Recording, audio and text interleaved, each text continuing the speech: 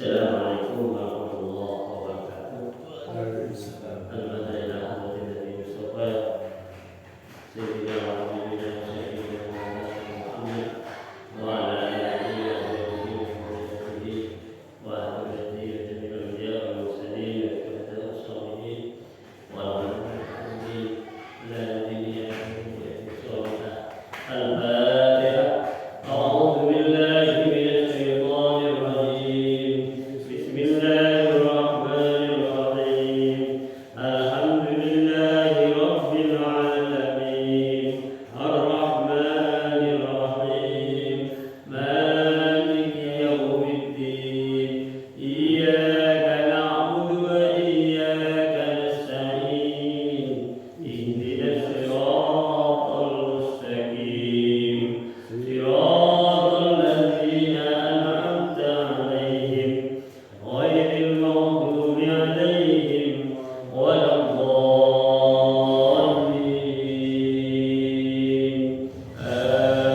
Amin. Allahumma shalli wa sallim wa barik 'alaihi wa 'ala alihi. Allahumma shalli 'ala Muhammad. Ya Rabbi shalli 'alaihi wa sallim. Allahumma shalli 'ala Muhammad. Ya Rabbi shalli 'alaihi wa sallim. Arju syafa'ata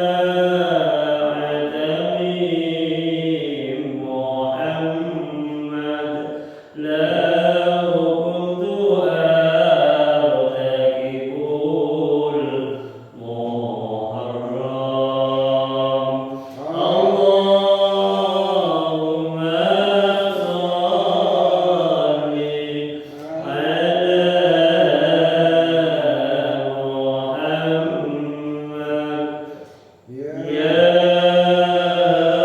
Rabbi shalli 'alaihi wa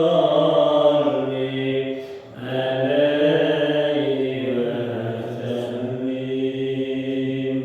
Man jawaba al-ja'una Muhammad. Yawmal hawani bihi tahasham.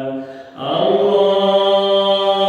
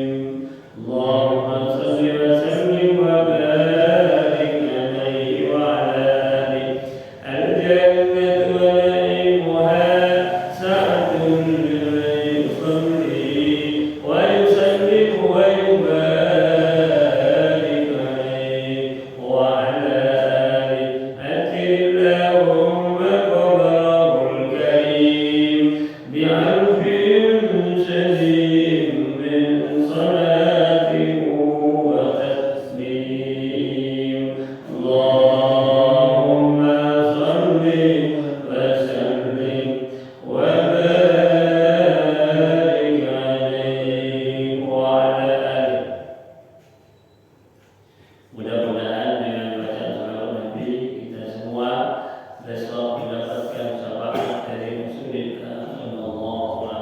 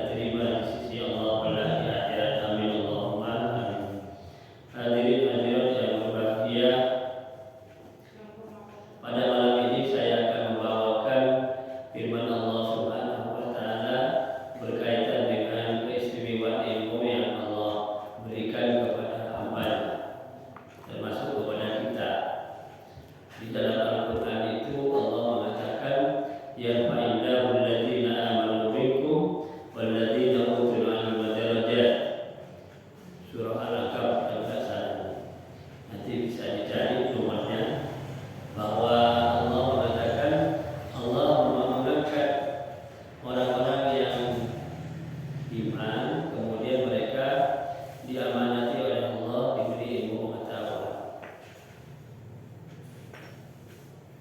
Allah mengamankan orang-orang yang iman, percaya kepada Allah dan Rasulnya, kemudian Allah mengamanatkan kepada kalian semua ilmu pengetahuan.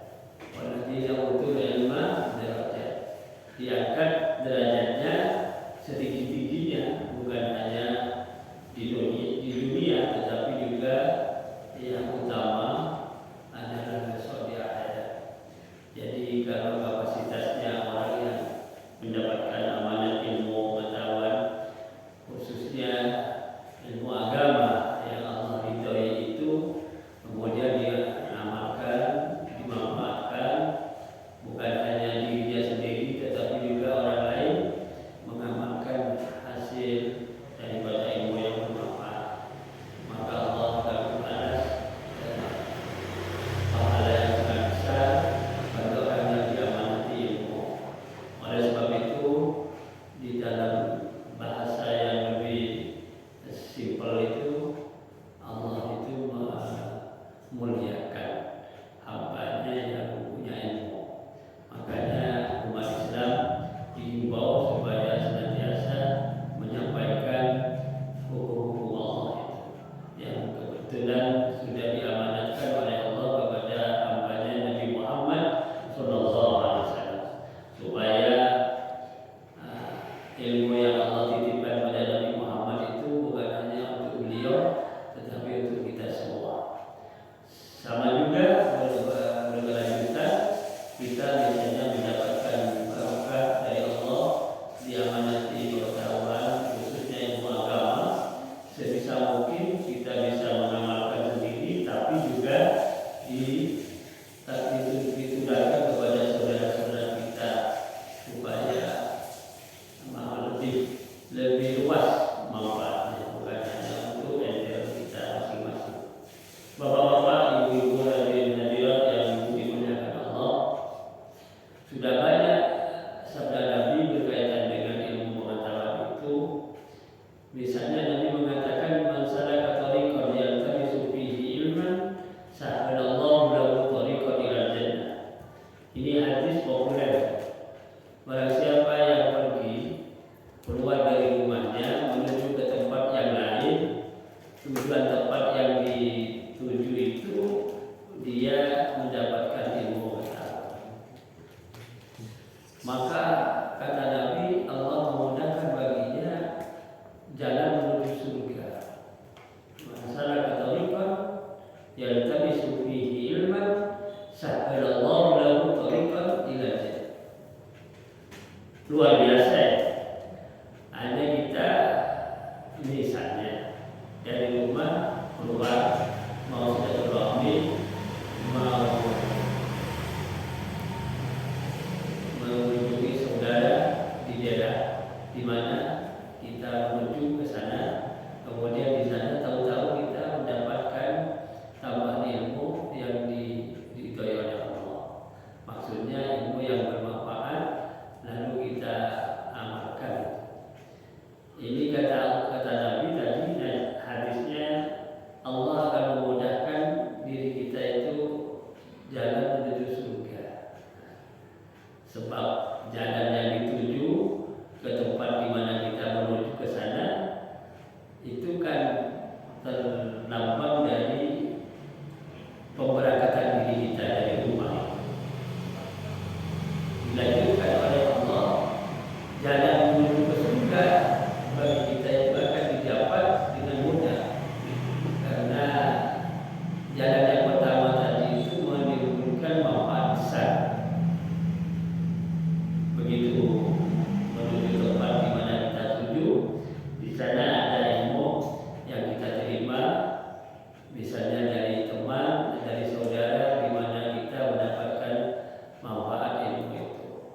Lalu Allah, kata Nabi, akan memudahkan jalan kita menuju surga, alias kelanjutannya.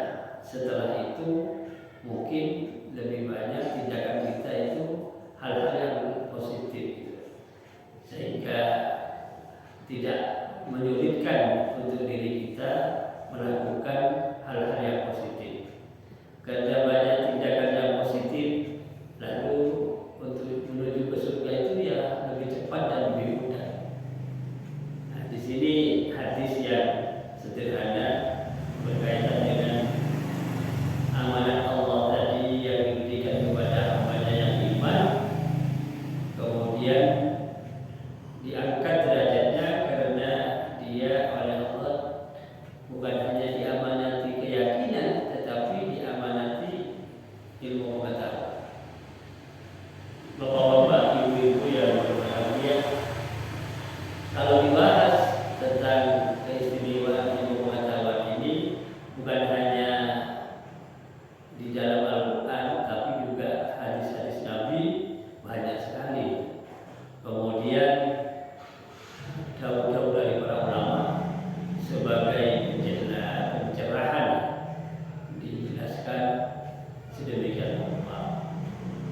Bahkan dalam ayat Al-Quran yang lain Allah berfirman, "Hal yastawil ladzina ya'lamun wal ladzina la ya'lamun." Ini istifham namanya. Allah bertanya, apakah sama orang yang punya ilmu dan orang yang tidak punya ilmu? Tentu jawabnya sederhana, tidak sama. Di sini bukan disekat begitu saja, tapi memang orang yang berilmu itu oleh Allah diistimewakan sendiri, beda dengan yang tidak berilmu. Sehingga menjadi pertanyaan bagi Allah sendiri, apakah sama orang yang punya ilmu dan orang yang tidak punya ilmu? Jawabnya kita bisa menjawab, ya tidak sama. Kan? Ada lagi firman Allah berkaitan dengan keistimewaan ilmu. Ini menyangkut kepada semua hal-hal yang Allah ciptakan. Itu oleh Allah difirmankan dalam Al-Quran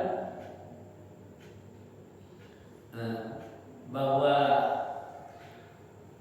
dawuhnya Allah itu wa tilkal amsalu nadribuha lin-nasi wa ma yaqiluha illa al-alimun.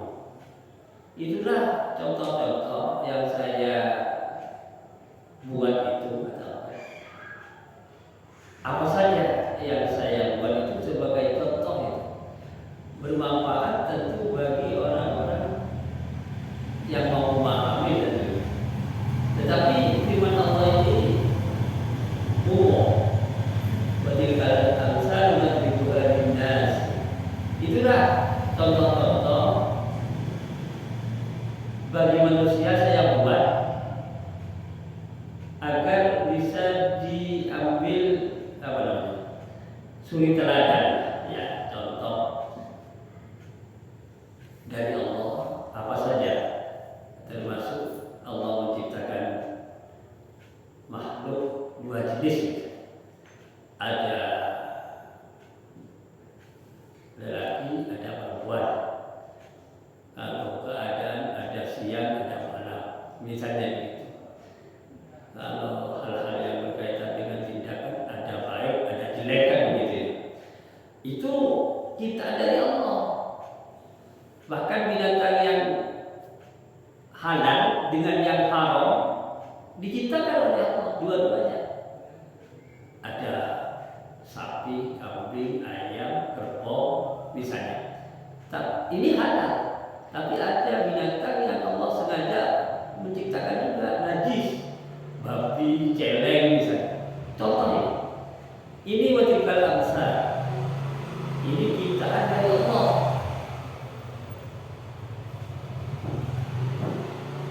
Ciptaan dari Allah yang semacam ini tidak akan bisa dipahami kecuali oleh orang yang berilmu. Watilkal amsal nadribuha lin-nasi wa ma yaqiluha illa al-alim. Dan tidak akan paham ciptaan Allah yang sebagai contoh tadi itu kecuali bisa dipahami oleh orang yang berilmu. Misalnya satu hari ada seorang bertanya, katanya Allah Ta'ala itu Rahman Rahim, kayak gitu ya. Kenapa kok ada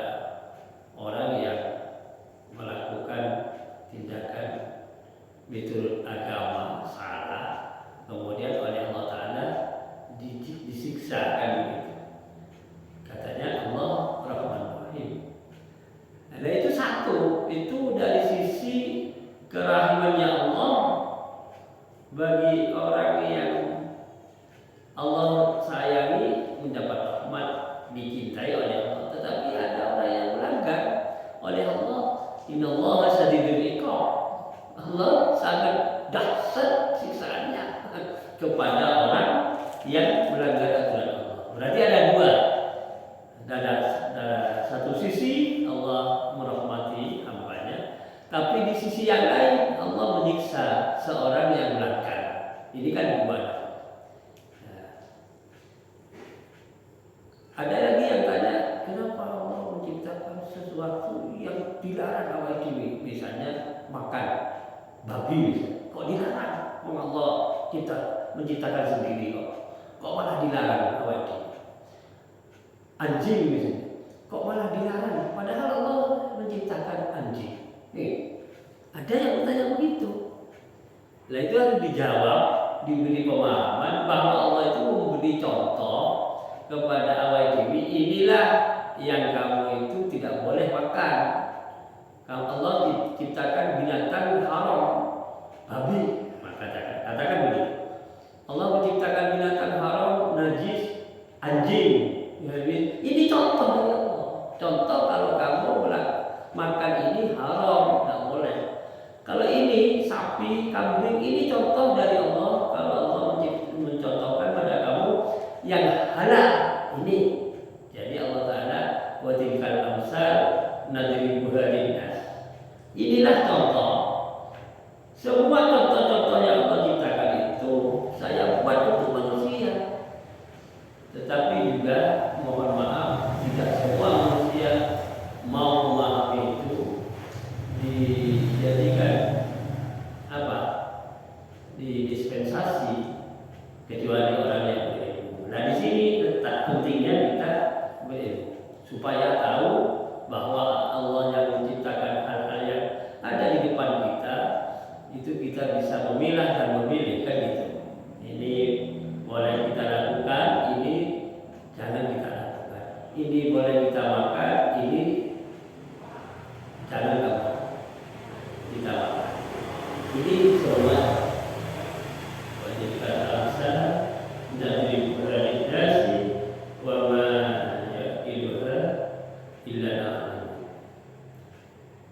Hadirin hadirat yang berbahagia, ini keistimewaan ilmu pengetahuan yang Allah amanatkan kepada hambanya, tentu hamba yang Allah sayangi mendapatkan ilmu sekaligus bisa diamalkan, manfaatnya nanti bisa diterima di sisi Allah Subhanahu wa Ta'ala.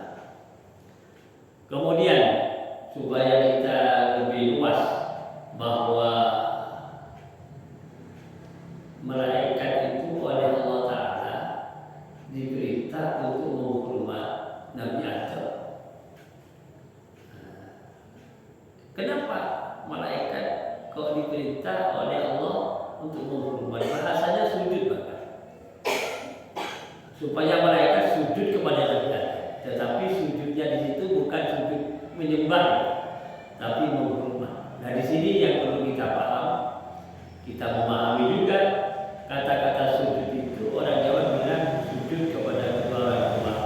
Itu artinya menghormat kepada bapak ibu. Bukan sujud seperti sholat yang kita lakukan itu sujud menyembah. Karena juga ada yang perlu kita terangkan pemahaman ini supaya tidak salah kita menangkap kata sujud itu. Soalnya sujud itu konotasinya adalah penyembahan, menyembah. Otomatis kita sholat wajib itu khususnya 5 waktu sujud kepada Allah, menyembah itu. Tapi ada kata-kata sujud bukan menyembah tapi hanya sekedar menghormat. Malaikat dan iblis diperintah oleh Allah Ta'ala untuk sujud kepada Nabi Adam. Maksudnya untuk menghormat Nabi Adam. Kenapa kok harus menghormat Nabi Adam? Karena makhluk Allah yang diamanati ilmu oleh Allah secara langsung Nabi Adam waktu itu. Di dalam Al-Quran Allah berfirman, wa 'allama Adam al-asma'a kullaha. Allah memberitahu, memberi ilmu maksudnya semua nama-nama yang Allah ciptakan itu diberikan kepada Nabi Adam. Akhirnya makhluk yang lain, terutama malaikat dan juga iblis, diperintah untuk hormat kepada Nabi Adam karena beliau diamanati ilmu oleh Allah Ta'ala. Tetapi yang tidak mau melaksanakan perintah Allah itu iblis. Menghormat Nabi Adam tidak mau. Aba wastakbara wa kana minal kafirin. Iblis itu tidak mau. Dan tukar bahasa Jawa atau takabur, merasa besar. Khalaqtani min nar wa khalaqtahu min tin, kata. Itu iblis. Saya diciptakan oleh Allah Ta'ala dari api, sedangkan Adam diciptakan dari tanah liat. Masih mulia saya, katanya iblis. Tidak mau saya sujud pada Adam. Aba wastakbara wa kana naudzubillah. Ini kok sampai sedemikian tinggi derajatnya Nabi Adam, malaikat dan iblis diberitahu untuk sujud karena Nabi Adam oleh Allah Ta'ala diamanati ilmu tadi. Wa 'allama Adam al-asma'a kullaha. Bapak-bapak, ibu-ibu, hadirin hadirat yang berbahagia, di sini saya jelaskan supaya tidak salah. Kata-kata sujud itu kalau kepada selain Allah itu bukan bermakna menyembah. Ada kata-kata sujud yang umum itu seperti kita kepada orang tua kita, bapak ibu, sujud itu artinya apa? Sungkeman, bahasa yang sederhana, menghormat. Tapi jangan dalam hatinya itu niat menyembah pada bapak ibu, tidak boleh. Sebab yang boleh disembah cuma satu, Allah Subhanahu. Tapi kepada bapak ibu kita niat hormat, menghormat, memuliakan, bahasa sederhana. Tapi kalau menyembah tidak boleh, bisa syirik itu. Makanya orang yang tidak begitu memahami tentang kata sujud untuk kaitannya dengan makhluk langsung disirik-sirikkan. Oh, itu syirik. Ya memang riskan itu. Kalau hatinya niat menyembah kepada selain Allah, syirik sudah. Bukan hanya dengan bahasa sujud, dengan bahasa yang lain, tapi niat menyembah kepada selain Allah sudah syirik. Sudah syirik, siapa saja orangnya. Artinya menuhankan orang selain Allah, tidak boleh. Nah, di sini supaya kita punya ilmu, pemahaman ini harus kita, ya, paling tidak dikonsultasikan. Apa bisa saya hormat kepada orang tua dengan bahasa sujud? Ya bisa saja kalau cuma dengan sekedar dengan bahasa sujud, sama dengan malaikat dan iblis diberitahu untuk sujud kepada Nabi Adam. Tapi cuma istilah saja, jangan sampai punya niat menyembah kepada selain Allah. Apalagi Buddha, apalagi keadaan selain Allah. Orang tua, bapak ibu pun tidak boleh disembah. Yang wajib kita itu menghormat, bukan menyembah. Jadi beda, menyembah itu dengan menghormat beda. Ada batasnya. Tapi kalau menyembah itu tidak ada batasnya. Oleh sebab itu makhluk Allah wajib menyembah kepada Sang Pencipta Allah. Manusia siapa saja, bahkan makhluk lain harus menyembah kepada Allah. Nah, di sini ini siapa tadi memberi kitab tauhid itu maksudnya pemahaman tentang akidah. Tapi ini bukan kitab yang cuma buku saja, cuplikan ini. Pada yang masuk kitab itu kitab Muqtabarah yang memang dikarang oleh ulama, disusun sedemikian rupa. Ilmunya bukan seperti ilmu saya yang diklik dari sini situ disusun oleh saya ke kertas, dibuat kayak ini kitab saya. Itu cuma cuplikan saja. Nah, ilmu tauhid itu kaitannya dengan akidah tadi. keyakinan supaya kita tidak salah, karena banyak bahasa yang serupa. Kalau tidak bisa memahami, kita meleset, bahaya. Misalnya minta tolong kepada selain Allah, gitu ya. Boleh nggak? Sebetulnya kan boleh minta tolong kepada selain Allah, tapi sifatnya majasi. Misalnya awak diri punya kerepotan, suan ke tetangga minta bantuan, tolong saya punya kami besok, tolong dibantu, kan tidak apa-apa. Tapi bukan minta tolong hakiki yang dikatakan kalau minta bantuan hanya kepada Allah, memang secara mutlak kepada Allah, bukan kepada siapa-siapa. Jadi kalau minta tolong kepada tetangga itu dalam arti sekedar bahasa Arabnya majasi. Jadi bukan hakiki. Yang hakiki itu yang substansial adalah minta tolong kepada Allah. Minta kepada selain Allah bagaimana? Kan tidak boleh hakikatnya. Tapi kalau anak minta duit kepada bapak, kan bahasanya minta juga. Boleh. Misalnya mau sekolah SMP kelas 1, Pak, saya minta uang, Bu, saya minta uang untuk sanggup sekolah. Kan boleh.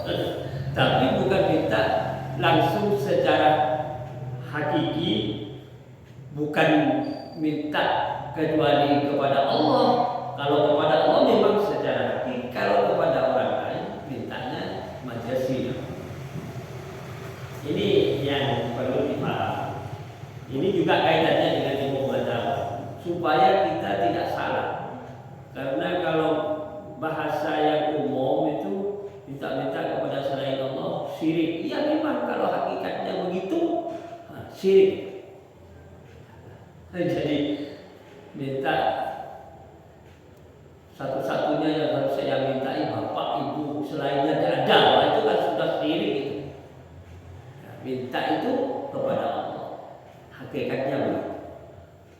Oleh sebab itu kaitannya dengan akidah, ilmu tauhid perlu diurai dan dibahas sedemikian rupa supaya tidak salah kita menempatkan keyakinan itu.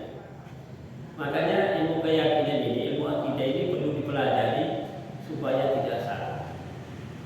Ini banyak bapak-bapak dan ibu-ibu yang perlu kita bahas kaitannya dengan ilmu akidah, bahasa yang berkaitan dengan istilahnya ilmu tauhid, ilmu akidah. Misalnya berobat, ini ya, orang berikhtiar itu berobat karena sakit, katakanlah sakit kepala, kan gitu ya. Yang menyembuhkan sakit kepala itu hakikatnya kan Allah, kan gitu. Jadi kalau orang yang tidak mau membahas tentang ilmu akidah ini, tidak usah berobat dong.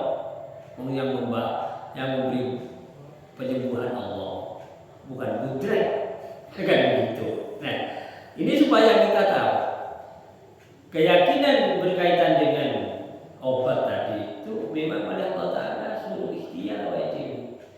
Karena banyak contoh-contoh tadi itu yang Allah ciptakan supaya dipahami.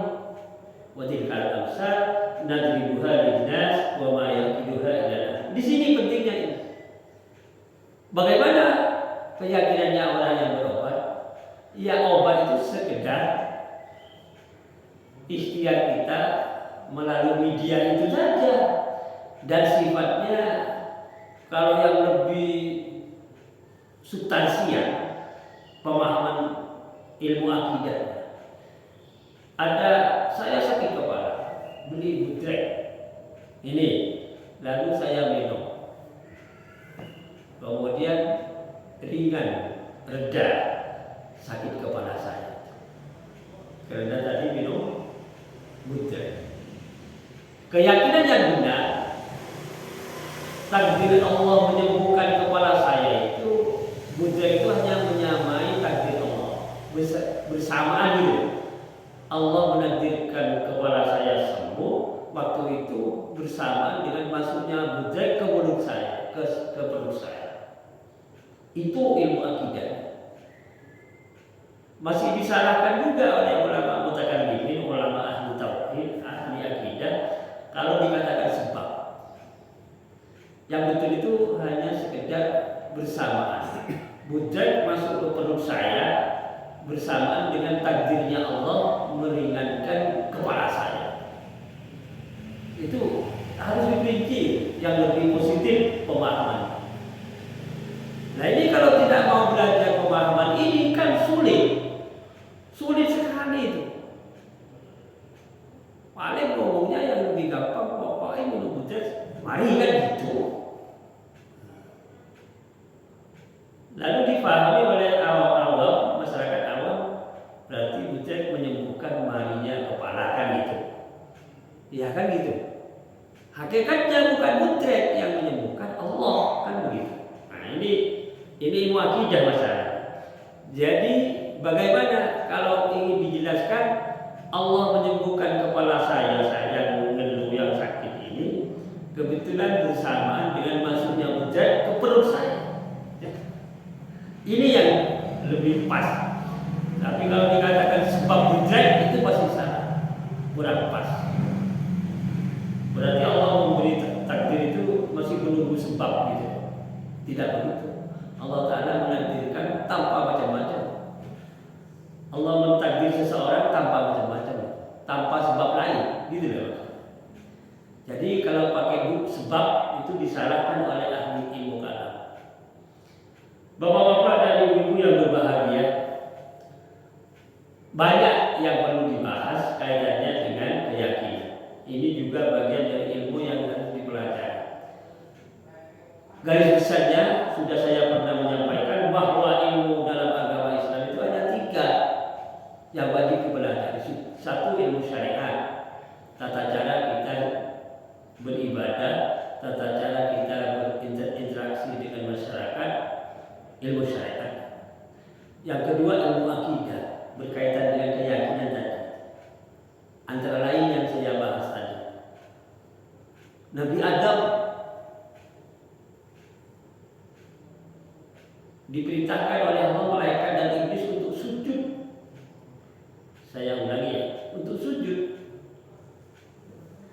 Kaitannya dengan sujud inilah.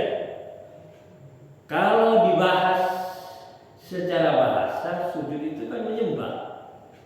Tapi substansinya bukan menyembah, menghormat.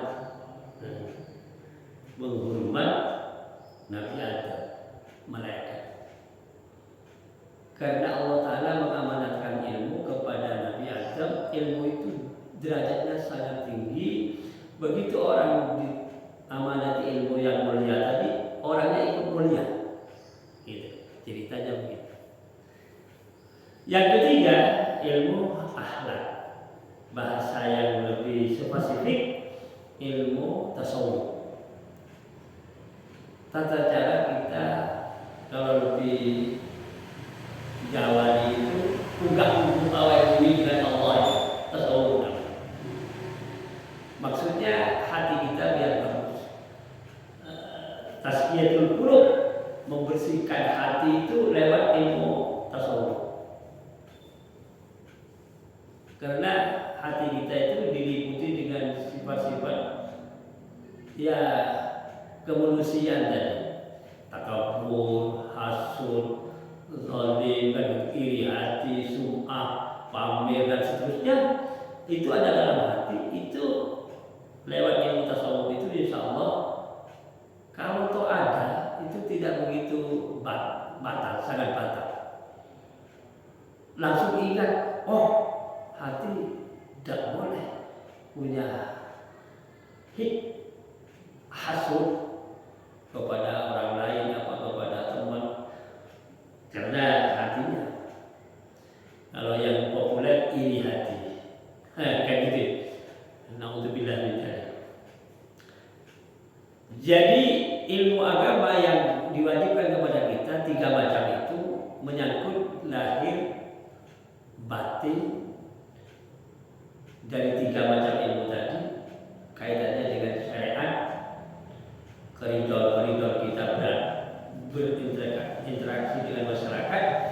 terutama ketika kita menyembah kepada Allah. Yang kedua adalah memantapkan dan meluruskan keyakinan. Ilmu akidah atau bahasa yang lain ilmu tauhid. Yang ketiga adalah ilmu akhlak, ilmu tasawuf. Ini yang wajib dalam agama kita untuk dipelajari oleh semua pemeluk Islam.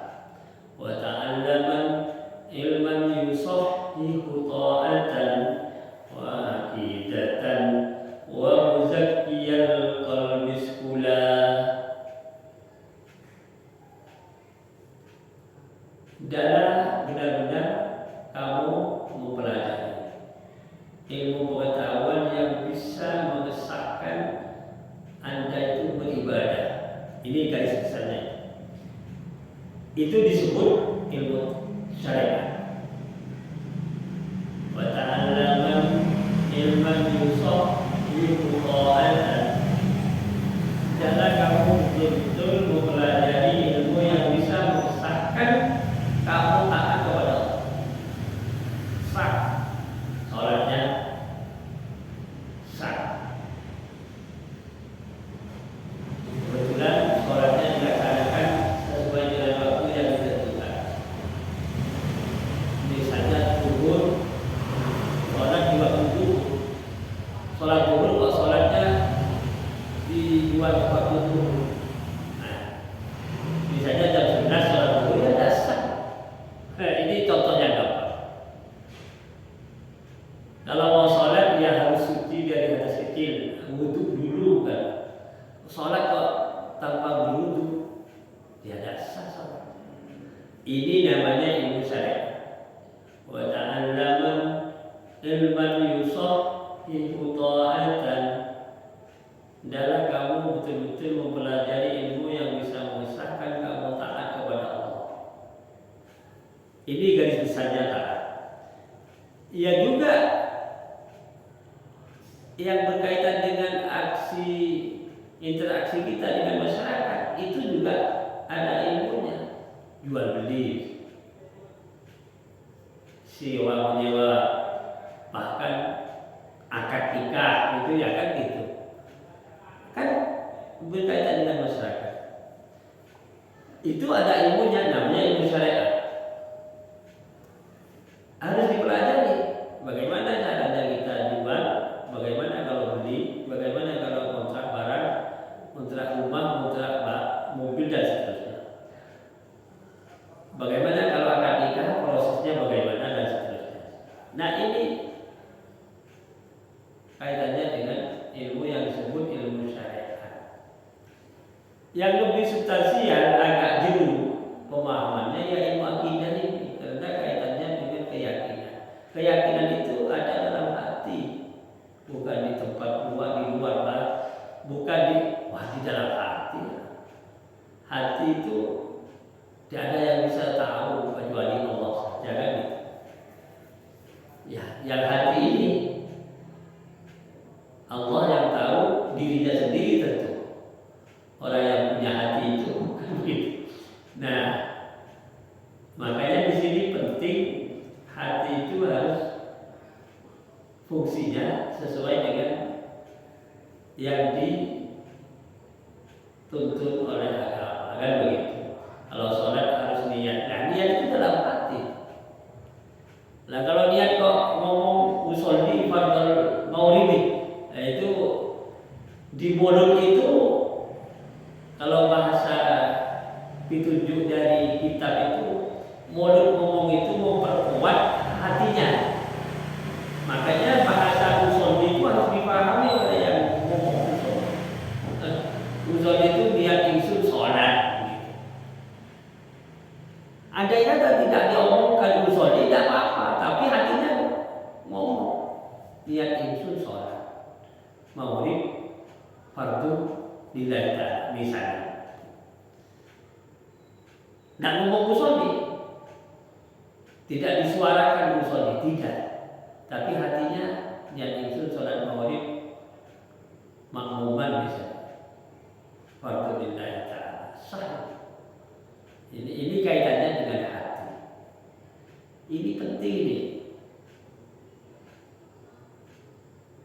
Soalnya hati ini kalau bahasa yang umum orang bilang suara hati kayak gitu. Padahal suara itu kan bisa didengar orang suara. Nah, kalau suara hati didengar dirinya sendiri. Suara hati itu tidak berhuruf dan tidak mengeluarkan kata-kata. Suara hati. Begitu berhuruf itu kalau ditulis dulu dengan tangan berarti transparan. Nah, suara hati itu tidak berhuruf dan tidak bersuara. Suara hati. Hati itu ada 5 komponen itu. Hati. Ini yang harus dipelajari juga berkaitan dengan ilmu tasawuf itu. Ilmu akhlak. Basirah. Mata hati kayak gitu.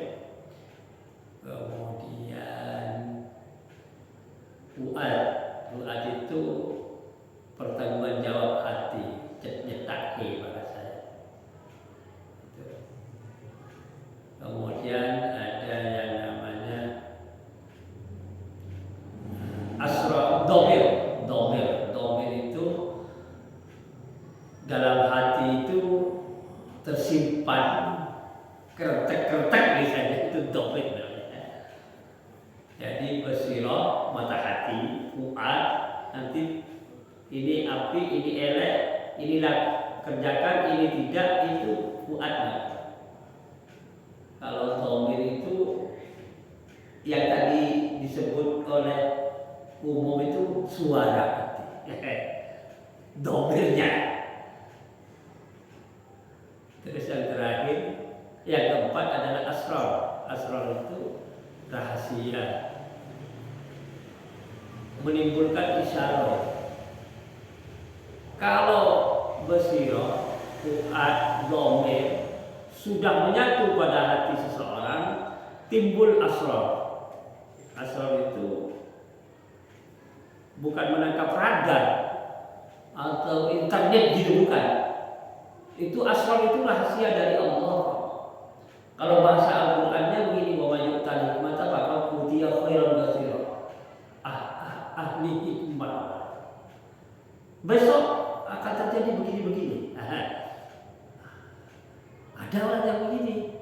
Itu bukan peramal, tapi memang punya asrar, punya rahasia yang Allah amanatkan dalam hatinya. Jadi membuka tabir.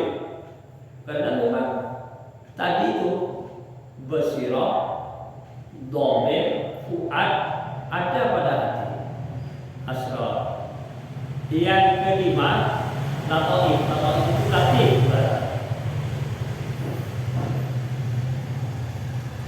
Pokok-pokok dari 4 tadi. Lataif. Lah ini kalau tidak dipelajari dalam ilmu tasawuf, tidak tahu apa ini. Tidak tahu. Makanya ini kalau ingin detail, ia masuk ke golongan orang yang belajar ilmu tasawuf. Bukan ilmu ma'utaati, ilmu pembenahan hati. Tidak segampang. Memang ini memang ditangani orang yang membahas ini, orang-orang yang memang fokus, tidak mikir yang lain. Makanya ya semacam pelengkap judul-judul atau apa pengajian Ihya Ulumuddin kan gitu ya. Itu Ihya itu kitabnya orang ahli sufi sebetulnya. Substansinya ke sana. Ada yang terkenal loh, Ihya Ulumuddin itu kitabnya Imam Ghazali.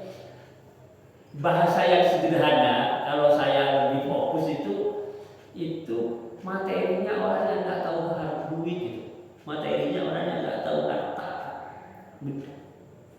Maksud yang dibahas tadi itu, yang dibahas dalam hati tadi, basirah, pandangan hati melihatkan, domir, terus fuad, asrar, lataif. Itu sudah nggak ngurusi dunia itu orang. Saya menginformasikan ini supaya kita tidak kaget saja. Sebab begini, kalau anak bayi dicekoki makanan yang kasar kan keliru orang yang nyekoki tadi, yang nyuapi anak bayi, anak kecil dengan makanan yang tidak pas. Ya kalau anak kecil dia aja diberi makanan yang ya jenang empuk kan gitu. Ini anak kecil dicekoki bongso ini tadi, semua pada itu jadi materinya bukan kelasnya wajib. Konsumsi ilmu yang diterima oleh anak-anak kecil itu ya sesuai dengan kelasnya lah. Kalau SD diberi materi SMA kan sudah keliru. SMA diberi materinya S1, S2 dan keliru. Nah, agama, maaf ya, ilmu agama yang umum itu begitu, yang tidak urut pelajaran agama yang di luar ini maksud saya. Karena materinya yang diberikan itu kelasnya orang-orang tinggi itu biasanya. Nah ini tidak bisa ditangkap itu boleh. Apalagi membahas tentang ilmu akidah ini sangat harus orang ahli ilmu kalam, ilmu manteknya kuat, ilmu logikanya kuat, ilmu bayarnya kuat. Makanya yang ngomong gampang ngomong sirik itu kan karena ada ilmu mantek masalah. Perongkolan artinya, perongkolan. Bahasa yang sederhana itu ngawur. Ya, kalau saya jelaskan ngawur. Tidak membahas tentang istilah-istilah berkaitan dengan fungsi kalimat ini bagaimana. Akhirnya pemahamannya salah, soalnya nerima materi perongkolan. Tidak tahu tapi ditelan begitu saja. Ya nanti kecantol di tenggorokannya. Kalau makanan seperti itu,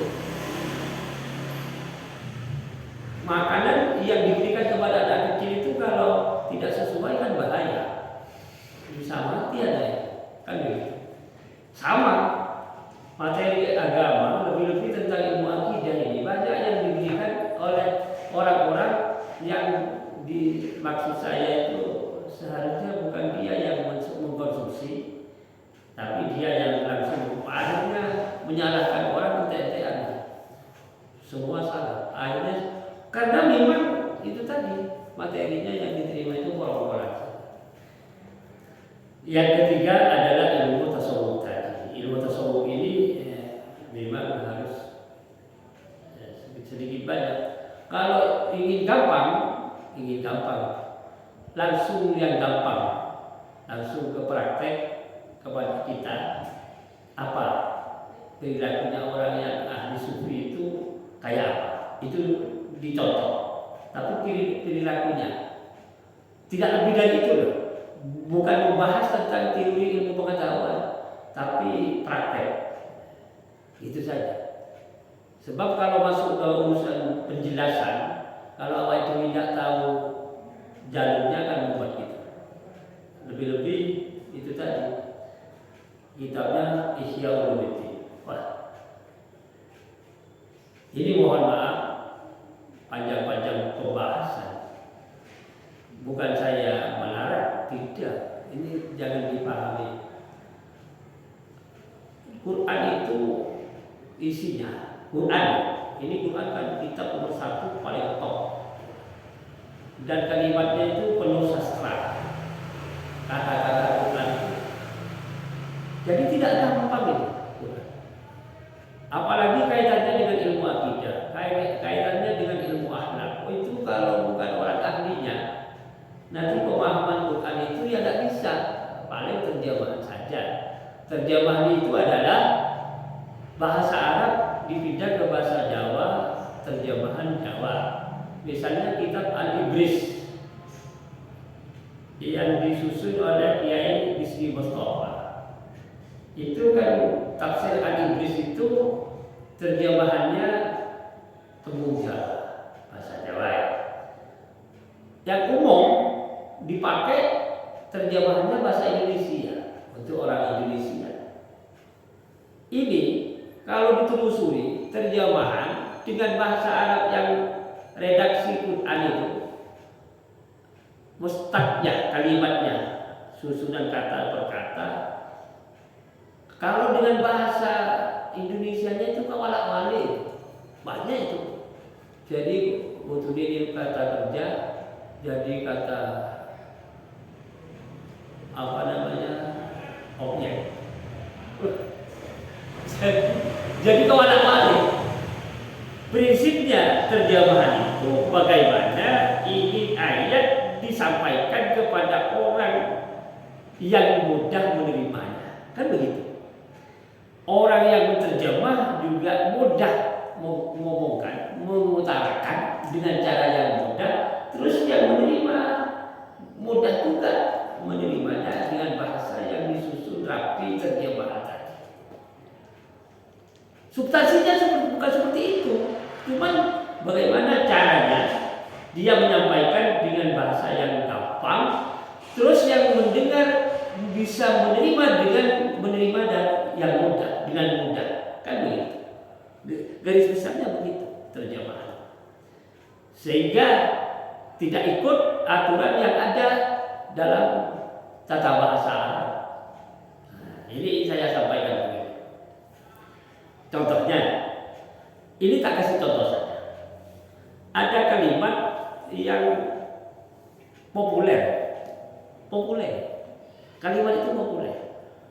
Populer itu artinya sering disampaikan khotib pada kita setiap Jumat, di mana kita sholat mungkin sholatnya ganti Jumatan masjidnya. Di masjid aku ketemu ayat itu, pindah ke masjid Mangkunegaran ketemu ayat itu, misalnya, karena populernya, saking populernya kalimat itu surah Ad-Dariyat kaitannya dengan ibadah. Allah mengatakan wa ma khalaqul jinna wal insa illa liya'budun. Kata terjemahannya, aku tidak menciptakan jin dan manusia kecuali supaya menyembah semua kepada aku, kan? Terjemahannya, substansinya bukan itu, toh itu masih ngambang itu.